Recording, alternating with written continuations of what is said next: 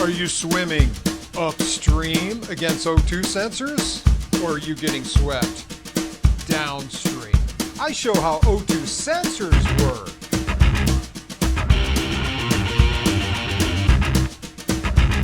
Hola! I'm Mike, the backyard mechanic. What have I been doing lately? Getting the Mustang ready for inspection. But it's throwing codes.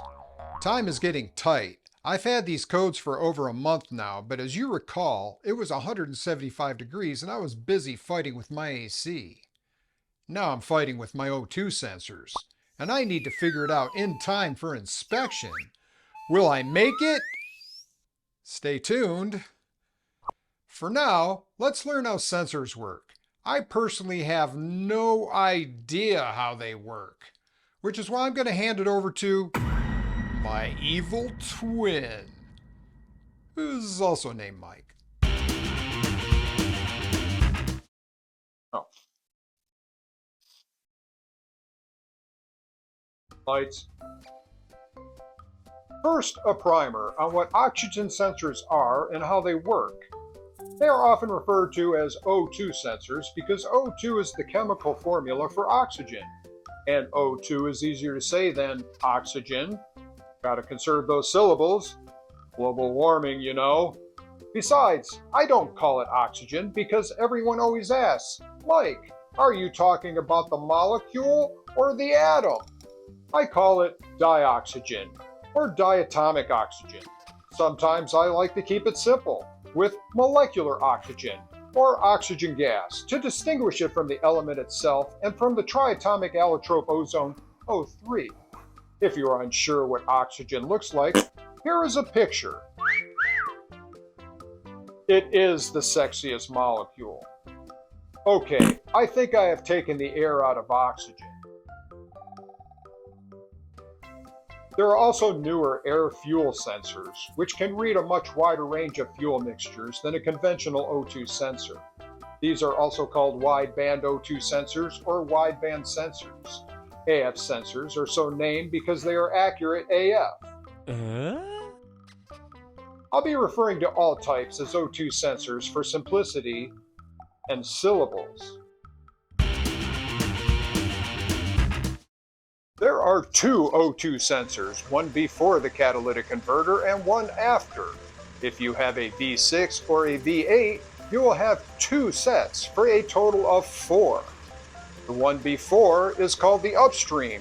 The one after is the downstream. Now you understand the joke in the intro. Are you swimming upstream against O2 sensors? The upstream sensor's job is to monitor the air-fuel ratio. The PCM will tell the fuel injectors to lean the ratio if the mixture has no oxygen or is too rich.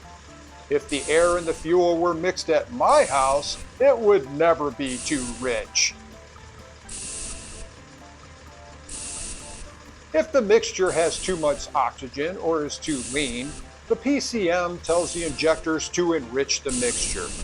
On the Mustang, this rich lean choreography happens every second, so the system is continually adjusting based on driving conditions. I've talked about the downstream in my previous video on catalytic converters. Its job is to monitor the efficiency of the cat. If the cat stops working, the PCM triggers a code. BTW, PCM, ECM, and ECU, FWIW are all pretty interchangeable. You have many electronic control units in your car. The power control module or the electronic control module are what controls the emissions and timing of your engine. An O2 sensor compares the exhaust gas to the ambient outside air. The sensing element is zirconium dioxide coated with platinum. The oxygen molecules and the hot exhaust gas make contact with the platinum surface of the element, producing voltage.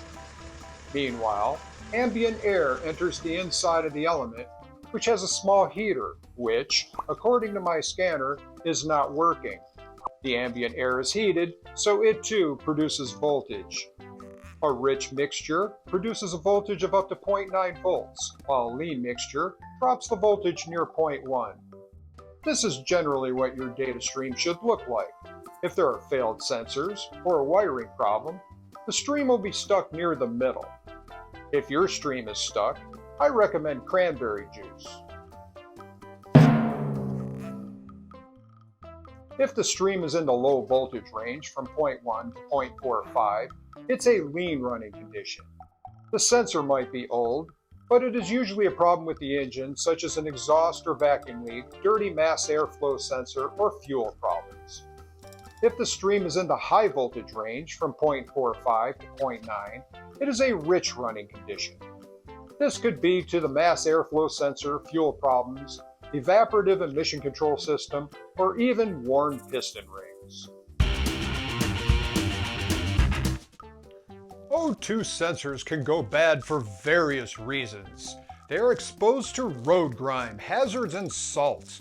Salt on roads doesn't just rot your quarter panels, it also corrodes your sensors. Don't get me started. Too late. I've started. The zirconia element is very sensitive to contaminants. Not performing regular maintenance on your car, such as an air filter and spark plugs, or a defective fuel injector, can contribute to oxygen sensor failure. Sulfur and fuel additives become caked on the sensor. Carbon buildup from a rich fuel mixture is also quite common. Sensors are exposed to extremely high temperatures, and like all electrochemical sensors, it loses sensitivity after long periods of use. It becomes lazy over time, and does not respond as quickly as when it was new. That's what she said! That juvenile exclamation was very ugly. Like your mom! This is why, even if there are no codes, you should replace them after 60 to 90,000 miles to maintain good gas mileage and efficiency. Being that O2 sensor components are delicate, you should never use an impact wrench on them, as shown here in this anonymous video. What idiot would do that?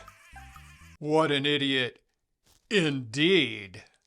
In summary, O2 sensors are delicate, like me, and can go bad from contamination over time, like me.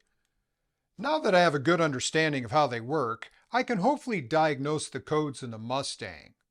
Next time, to be continued. Then maybe I can make the inspection date. Oh hey, I've got a fan online. Hey fan, did you learn anything about sensors? Hey, if you're going for Bill Nye the Boring Guy. Thanks, fan.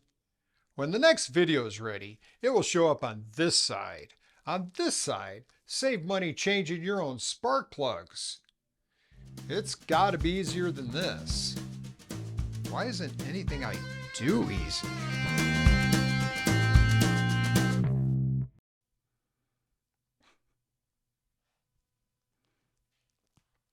What do you want?